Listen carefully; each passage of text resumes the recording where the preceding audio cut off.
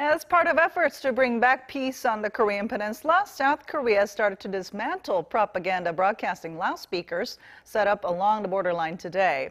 Now, this comes as the two Koreas agreed last Friday to stop all hostile acts from May 1st and to get rid of the means to carry out such acts, including broadcasting propaganda through loudspeakers and distributing leaflets in the areas along the demilitarized zone. And military officials here in Seoul said today that North Korea also seems to have started taking down its own loudspeakers. These loudspeakers go way back in time, with South Korea having started broadcasting propaganda messages to the north using the loudspeakers in 1963, with only a few breaks since then. The current loudspeaker broadcasts restarted in January 2016 in response to North Korea's fourth nuclear test. Now, South Korea's defense ministry, meanwhile, assured the public that the military is maintaining its utmost readiness and preparedness while doing its best to carry out the measures of the Panmunjom Declaration. And to tell us more about all this, as well as the latest developments regarding North Korea, Dr. Bong Young-sik, a researcher at the Yonsei Institute for North Korean Studies, joins us in the studio today. So good to see you. Pleased to be here. All right, so turning off these propaganda loudspeakers along the borderline, I mean, what does this mean for the two Koreas? Well, the loudspeaker campaigns by both sides have been the part of the reality for a long, long time. Your report mentioned that the South Korean government started this campaign in 1963. Lifespan of almost all South Koreans have been accustomed to this as a part of the reality surrounded by extremely tense military tension on both sides. So termination of this loudspeaker campaign by both sides is very significant in terms of taking the first step toward a meaningful reduction of tension and the confidence building measures by both militaries.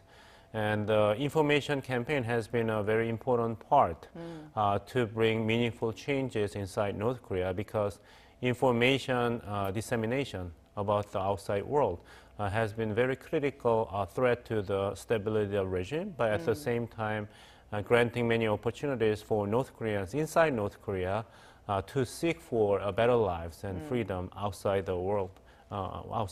So we have to wait and see. But according to recent research, North Korean residents are already very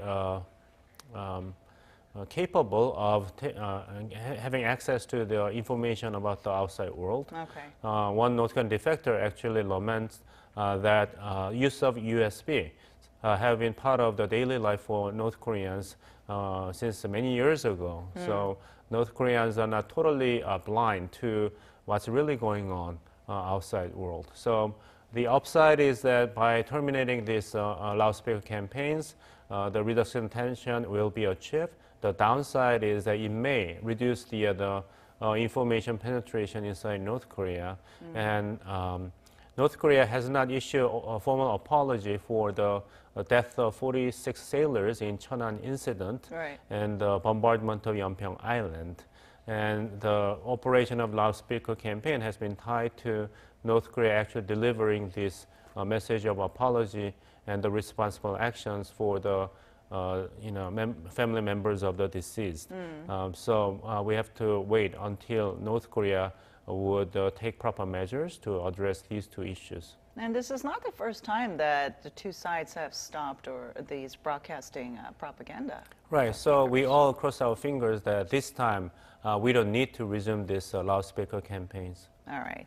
Now, we have the high-level talks between the two Koreas coming up. What can we expect the two sides to discuss in that meeting? The groundbreaking announcement of the Panmunjom Declaration has two components. One is the advancement of inter-Korean relations, which can be tied to or separate from any progress of the denuclearization talks between North Korea and the United States, which is the other part of the Panmunjom Declaration. Yes. So two major events are big litmus tests in terms of gauging the genuine attitude of North Korean leadership to not only advancing the mutual interest of both Koreas, but also moving forward with so-called complete denuclearization of the Korean Peninsula.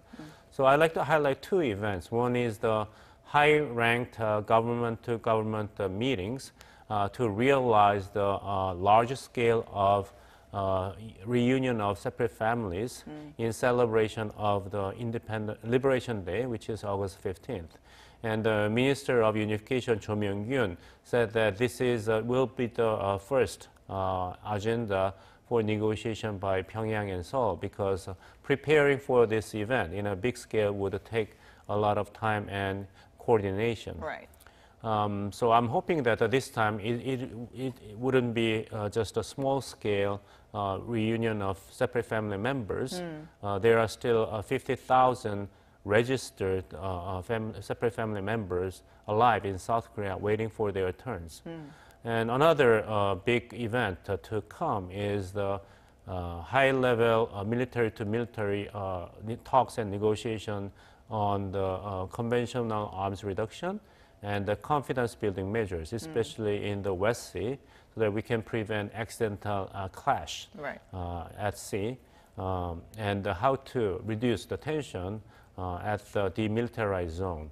And the Panmunjom Declaration actually contains the clause to stipulate meetings between the Minister of National Defense from both sides. So we have to see how urgent and genuine North Korean government and military would be dealing with these two upcoming events.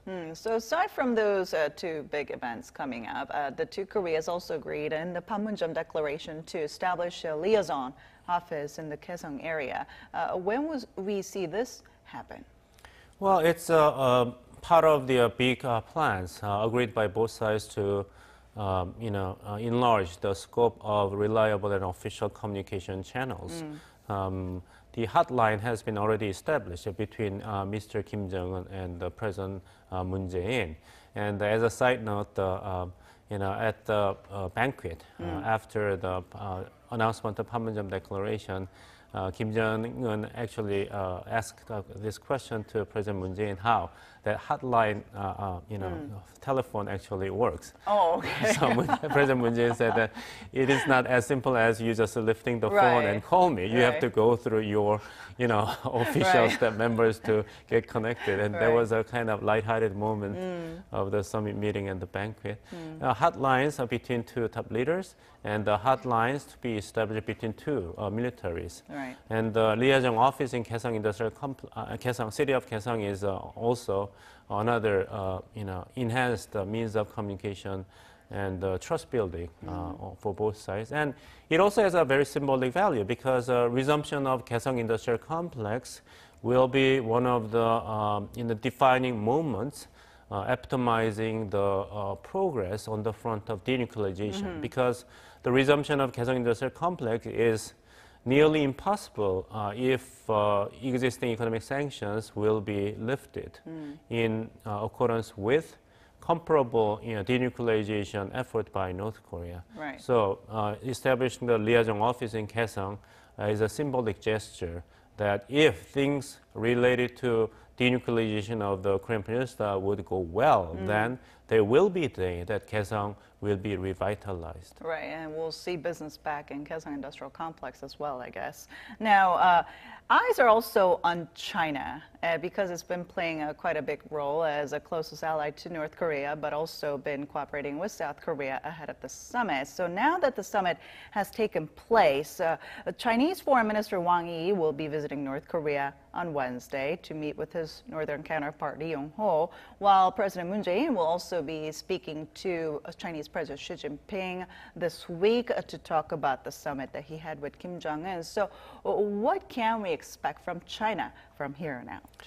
Well, I personally think that China is busy cranking up its effort to make up for the lost chances, to exert its influence on moving the ball in the right direction to bring denuclearization on the Korean Peninsula. Because when South Korean President Moon Jae-in, amid controversies and concerns, braved to make a state visit to Beijing in December 2017, prior to the North Korea's declaration to active participation and support for Pyeongchang Winter Olympic Games and engaging in large-scale, inter-Korean, relations activities with South Korean government, and having the cold shoulder by Xi Jinping, governor of China, was quite disappointing to the Moon Jae-in government at that time. Right. So had it been more active support and participation by Xi Jinping, governor of China,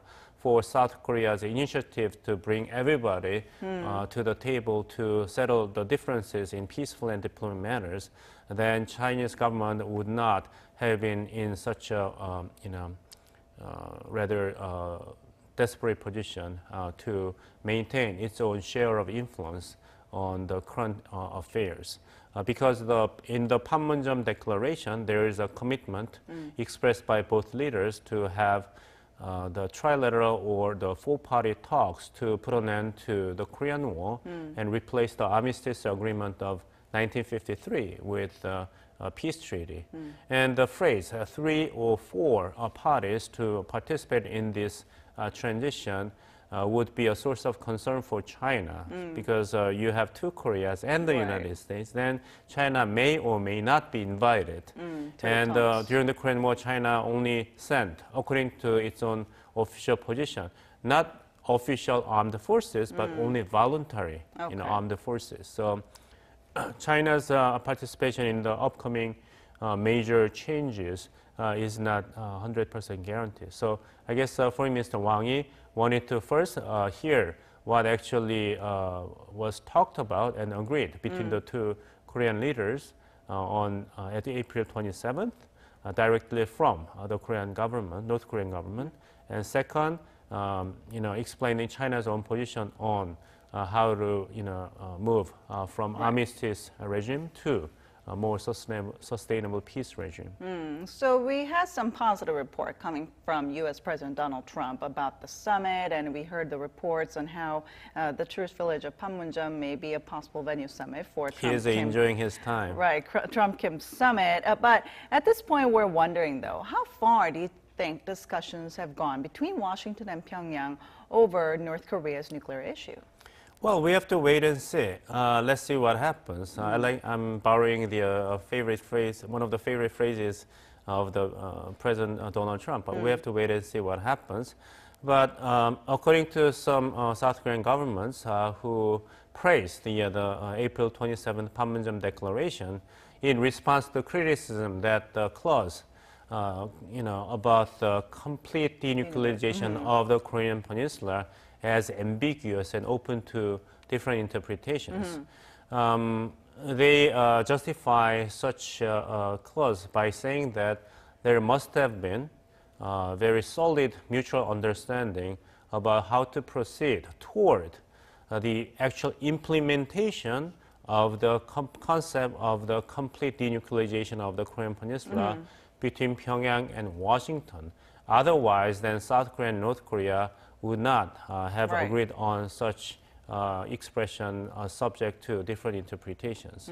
At the same time, had it been too detailed agreement on denuclearization of North Korea in the Panmunjom Declaration, they would have undercut the bargaining freedom and the leverage of the United States toward North Korea. So, in respect for the United States bargaining leverage in the upcoming summit meeting between U.S. and North Korea, it is intentional for South Korean government to have such an expression on denuclearization. So if the theory is correct, then there has been a lot of and very solid unofficial mutual understanding between Washington and Pyongyang already made.